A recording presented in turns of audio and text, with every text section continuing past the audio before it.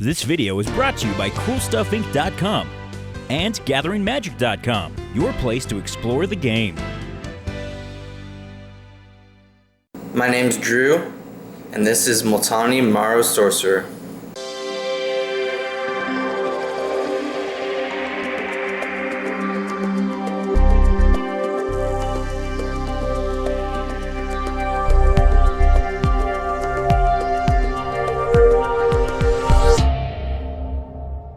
Alright guys, this is my Multani Maro-Sorcerer EDH deck.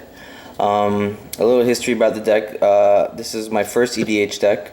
I made this deck around Innistrad Dark Ascension, and it is my favorite EDH deck. So let's get into it. This is Multani Maro-Sorcerer. He costs 4 green. He's a legend, summon legend, but he's a elemental. And it says Multani's Maro-Sorcerer has power and toughness equal to the total number of all cards in all players' hands. So when he comes out, he is as big as everyone's hand. So when I play him, he's usually a 20/20 or something big and crazy like that. And his second ability is Multani cannot be the target of spells or abilities, so he has Shroud. You used to only be able to remove him by board wipes and clone effects, but he got a lot stronger with the new legend rule. So let's get into the deck, guys. Alright, first we start off with my lands. I play 24 basic forests.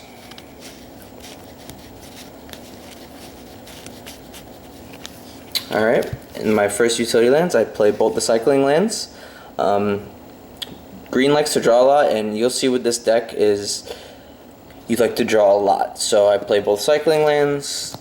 Nykthos is amazing in a mono green deck. This usually taps for 4, 5, 6 mana. Oran-Rief comes into play tapped. I can tap it for a green, or I can put a 1/1 counter on each green creature that entered the battlefield this turn. So this card is amazing with Avenger of Zendikar, Wolfall Primus, a bunch of other good stuff. Reliquary Tower. This is a very important land in this deck. The way I usually play and win with this deck is I play group hug. I play a group hug style deck, and then usually the game progresses, and then I just try to draw 30 cards in one turn and win in one turn. So Reliquary Tower lets me do that. Mosswort Bridge, it's a hideaway land, and what enables it is I have to have creatures with a total power of 10 or greater, and Multani by himself normally is 10 or greater. So I could play this, then just play Multani, play what under is this card. Lots of fun with this card. Mikokoro, like I said earlier, I play a group hug style deck, so it's not really group hug in the sense that I want everyone to play all their stuff for free, but everyone can draw cards. Multani likes to keep the hands full because of his ability, so this is a Temple Bell on a land, it's a very good card. Homeward Path, mono green, I have lots of big fatties. Lots of bribery targets, mind control targets. This just keeps that in check. Boseiju, like I said, I like to win in one turn. So blue decks are this deck's biggest weakness. It like folds to counter spells. So Boseiju helps me with that.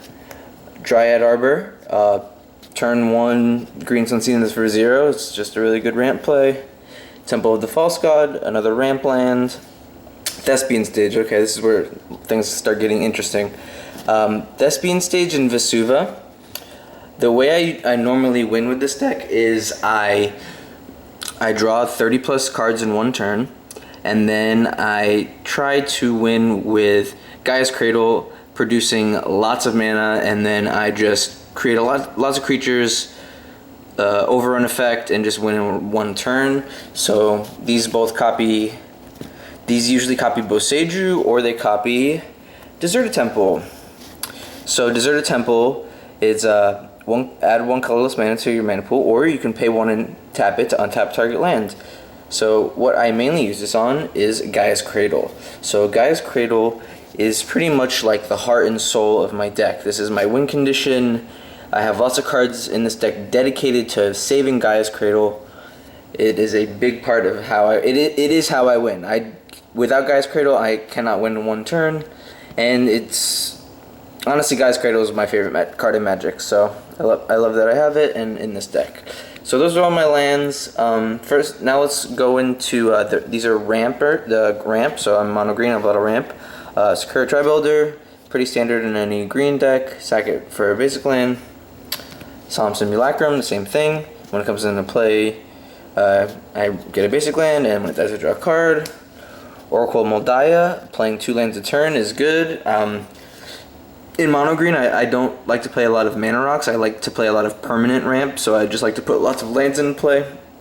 Makes me a lot less weak to board wipes and stuff like that, so Oracle Mul Daya helps with that. Tempt with Discovery. This is a very good card for my deck. It has tempting offers, so I can search my library for a land card and put it onto the battlefield, and then each opponent can search his or her library for a land card, put it onto the battlefield, and each one of my opponents who does that, I get to do an extra one.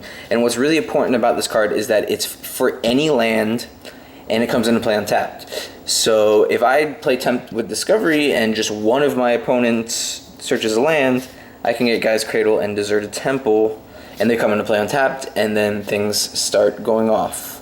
So Temple Discovery is very good. Krosan Tusker, I love this card.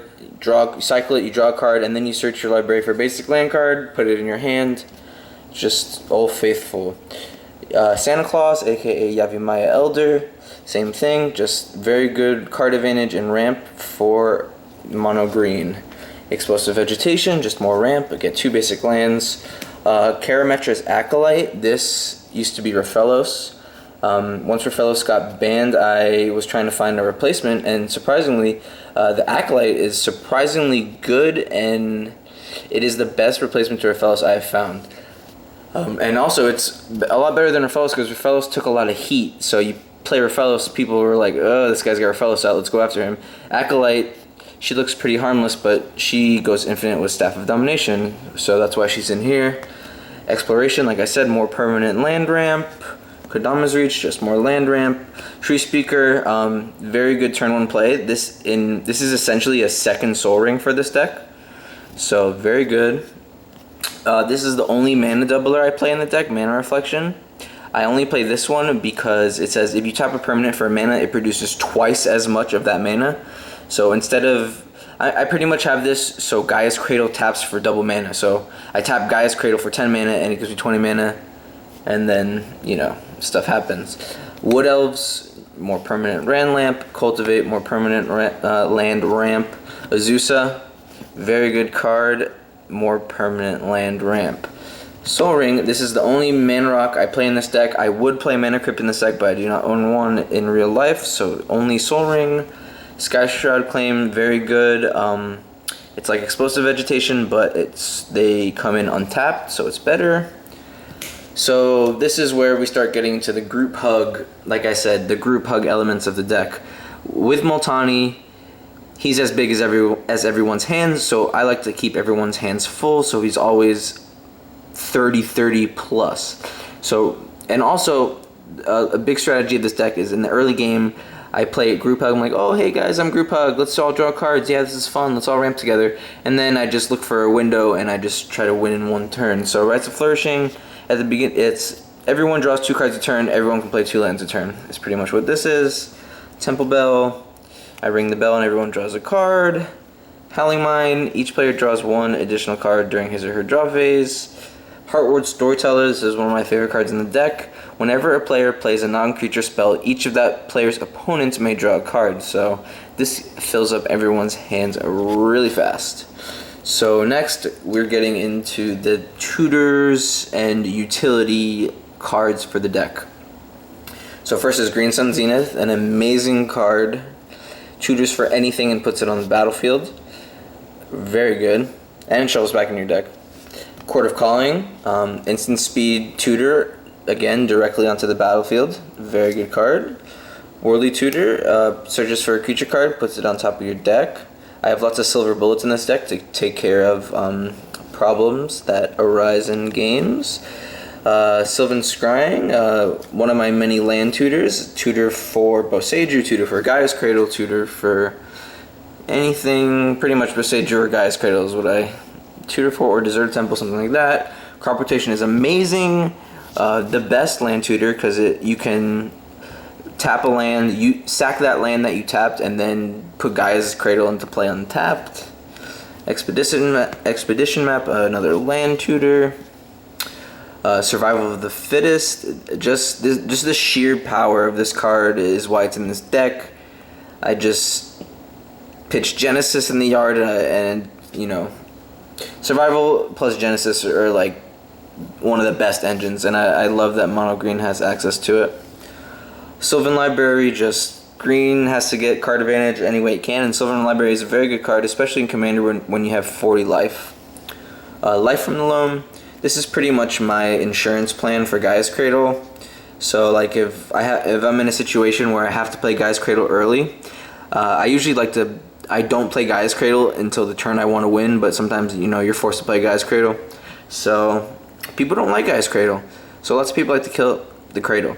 So Life from the Loam is like my insurance policy because I can always have a way to get Cradle back with the Dredge. So this is a very good card in this deck.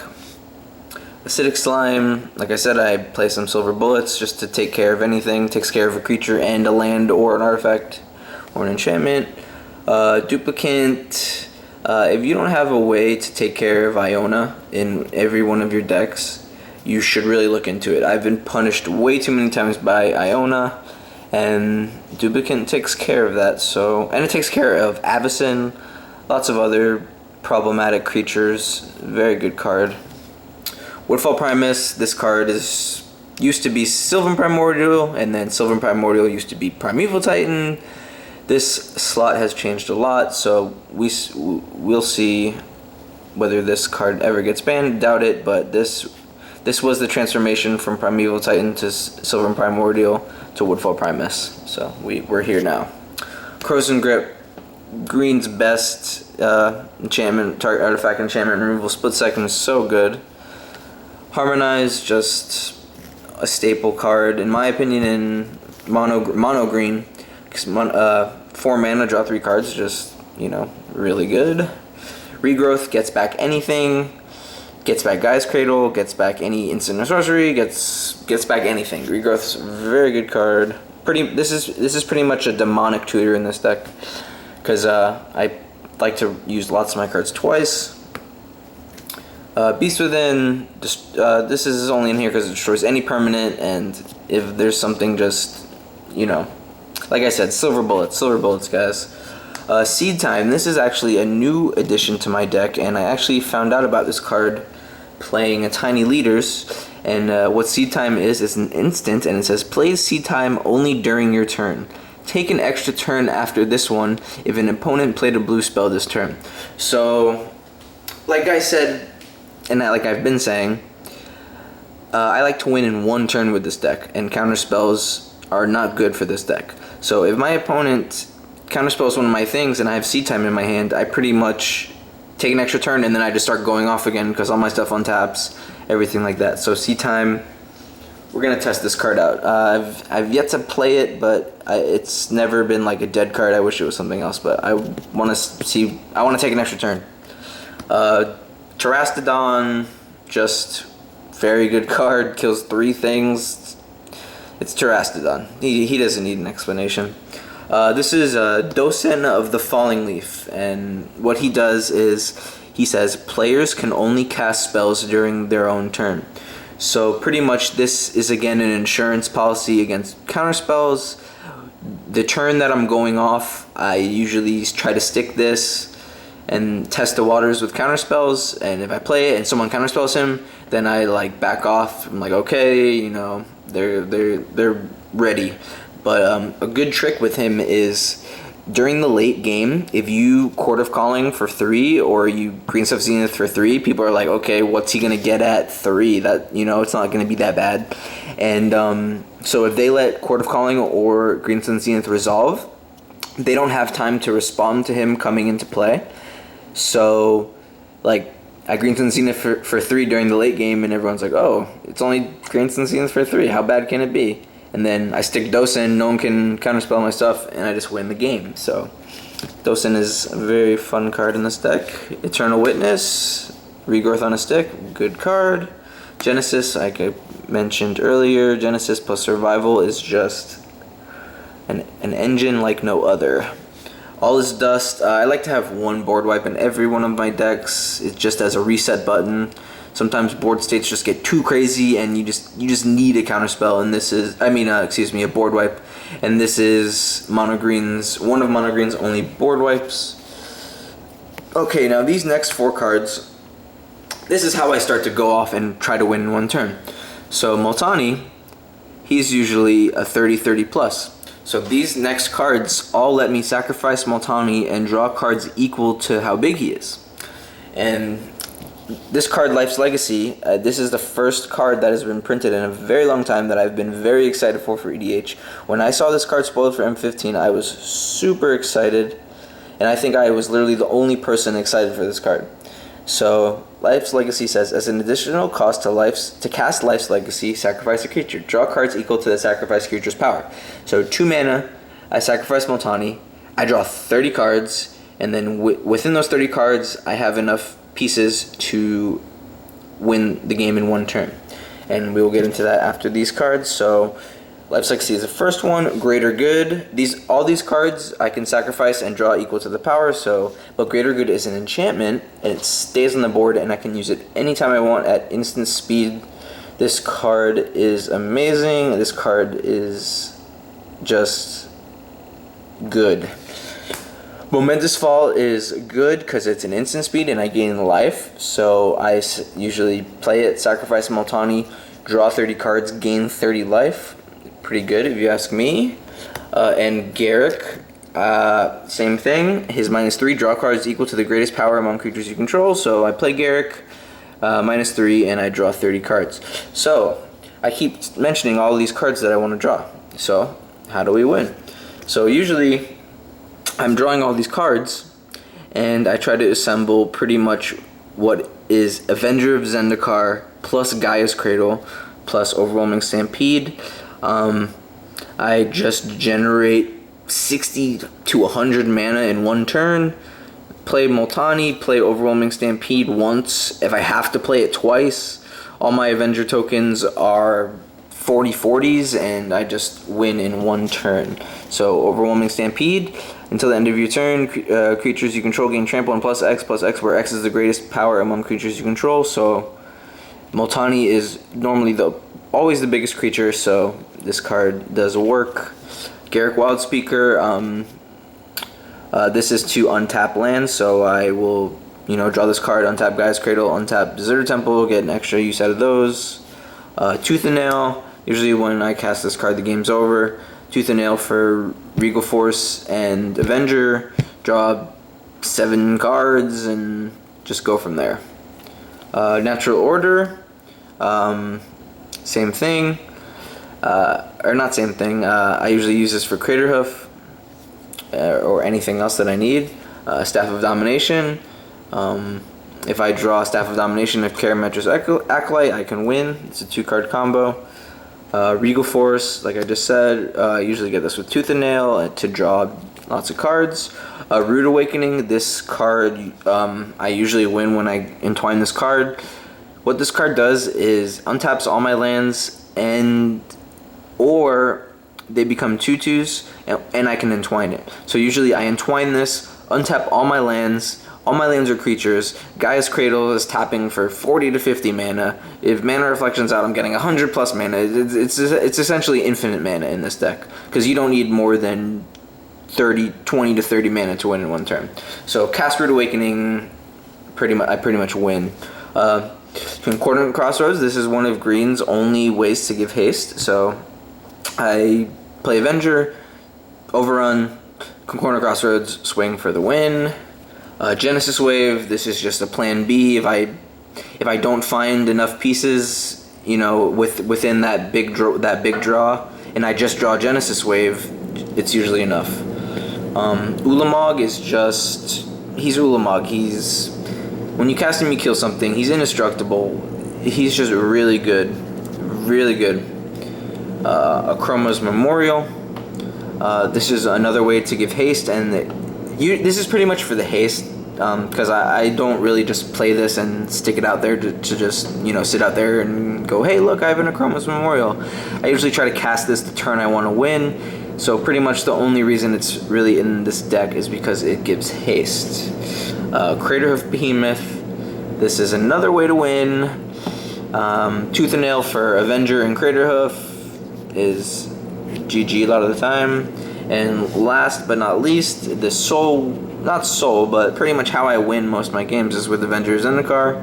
So when he comes into play, I get 0/1 green plant creature tokens on the battlefield for each land I control. So I play Avenger Zendikar. I usually have 10 to 12 lands with Gaia's Cradle and untapping Gaia's Cradle a bunch of times and drawing 30 cards and overrunning. You usually win. So there's the deck, guys. Thanks for watching, guys. Don't forget to like, subscribe, and favorite CMDR decks.